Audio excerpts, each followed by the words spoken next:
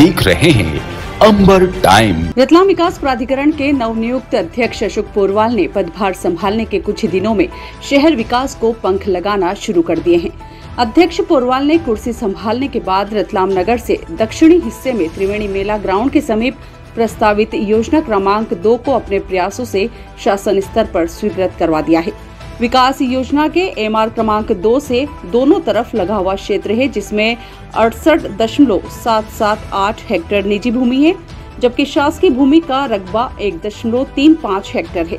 सोमवार को आयोजित प्रेस वार्ता में आरडी अध्यक्ष पोरवाल ने बताया, इस प्रस्तावित योजना को मध्य प्रदेश सरकार के नगरीय विकास एवं आवास विभाग ने 26 मई 2023 को अनुमोदित कर स्वीकृति दे दी है।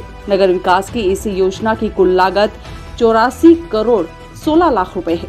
प्राधिकरण ने योजना को मूर्त रूप देने के लिए त्रिपक्षीय अनुबंध के आधार पर पिल्लीवार एंड एसोसिएट्स रायपुर को कंसल्टेंट के रूप में नियुक्त किया है। तो 1 साल 1.5 साल के अंदर हम 100 करोड़ रुपए की प्रॉपर्टी खड़ी कर देंगे आईटीआई की। ये मैं आप रिकॉर्ड कर रहा हूँ।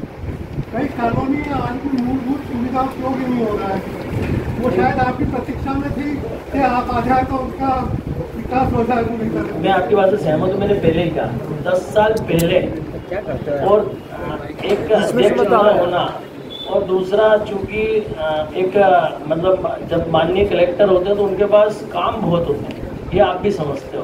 तो वो चीज़ों पर इतना ध्यान अब मैं लगातार हम एक ही काम कर रहे हैं। डीएम साहब की भी इतनी व्यवस्था होने के बाद भी इन्होंने भी बहुत पर्याप्त समझ दिया। 3-4 बार ये भोपाल गए, बात करी, क्यूरी का जवाब दिया, रायपुर से उसको बुलवाया। मतलब हमने 20 दिन में आप हमारी क्षमता को या हमारी स्पीड को मान सकते हो कि इस प्लान को स्वीकृत कराएं।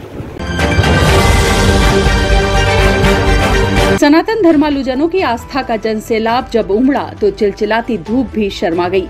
मौका था श्रीमद् भागवत कथा शुभारंभ का। चैतन्य काश्यप फाउंडेशन एवं हरिहर सेवा समिति के तत्वावधान में 29 मई से 4 जून तक होने वाले श्रीमद् भागवत कथा का शुभारंभ सोमवार को कलश यात्रा के साथ हुआ। अलकापुरी चौराहे से निकली कलश यात्रा में आगे बैंड बाजों के साथ ऊंट और घोड़े पर धर्म पताकाएं लहराते हुए युवक सवार थे। उनके पीछे बड़ी संख्या में महिलाएं सर पर कलश लेकर शरीक हुई। पीछे महामंडलेश्वर स्वामी श्री चिदम्बरानंद जी सरस्वती महाराज एयर कंडीशनर बग्गी में सवार होकर शरीक हुए। बरबड़ स्थित विधायक सभा कक्ष स्थित कथा स्थल पर यह कलश यात्रा पहुंची। यहां पोथी पूजन के साथ स्वामी जी के मुखारविंद से कथा आरंभ हुई। विधायक सभागृह में 29 मई से 4 जून तक कथा प्रतिदिन सायं 4 बजे से सायं 7 बजे तक चलेगी।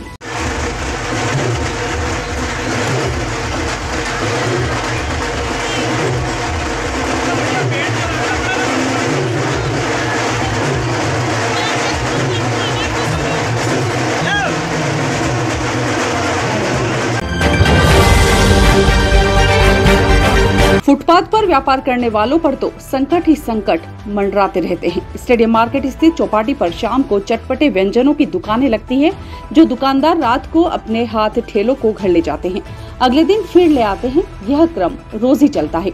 रविवार रात अचानक आंधी के साथ जोरदार बारिश हो गई तो दुकानदार अपने ठेले वहीं छोड़ गए थे।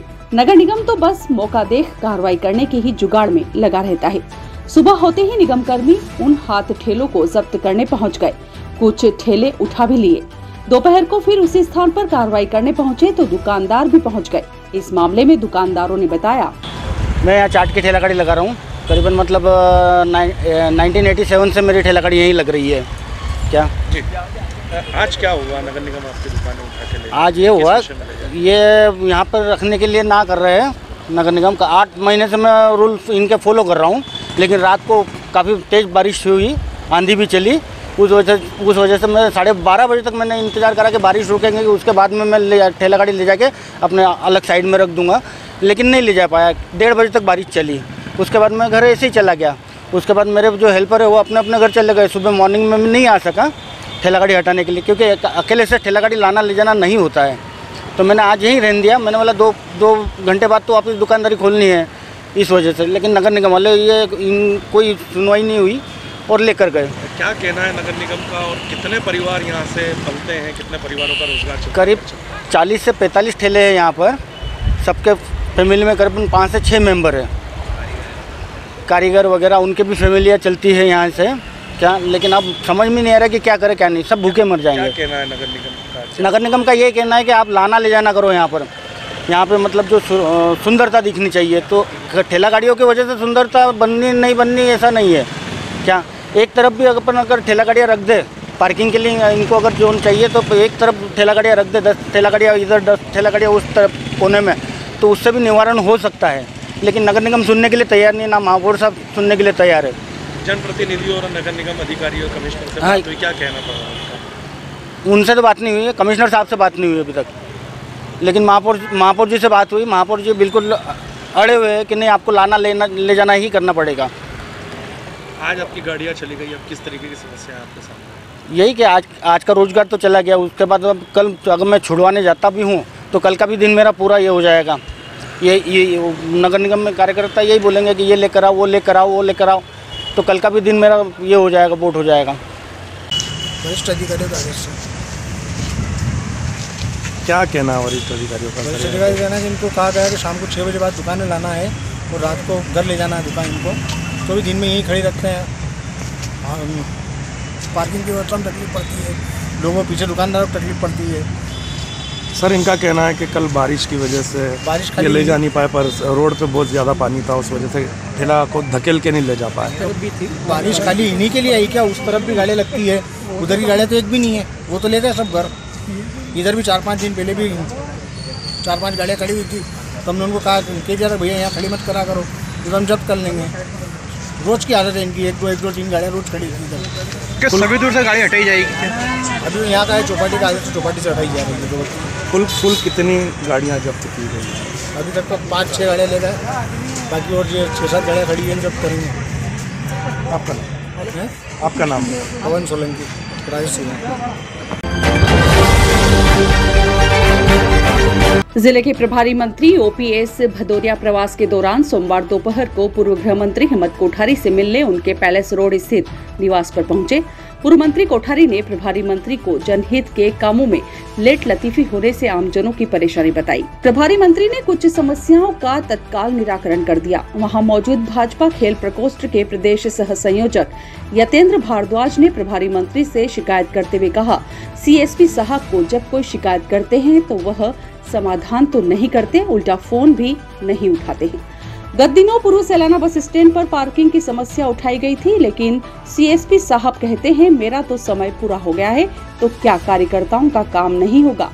इस शिकायत पर प्रभारी मंत्री ने तत्काल पुलिस कप्तान को फोन कर निर्देश दिए। बाद में जिला प्रभारी मंत्री ओपीएस भदौरिया ने मीडिया से चर्चा करते हुए कहा, कोठारी जी हमारी पार्टी के स्तंभ हैं। मैं उनसे आशीर्वाद लेने आया था, यह सौजन्य भेंट है।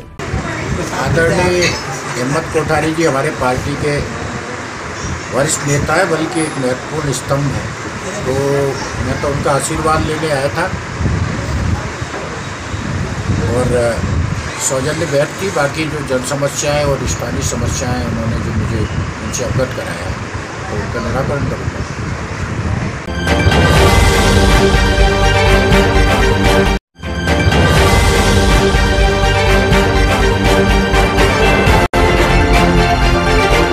आप देख रहे हैं अंबर टाइम। वेलकम टू सम्यक रेसिडेंसी। अब आपको मिलेगी किराए के घर से आजादी,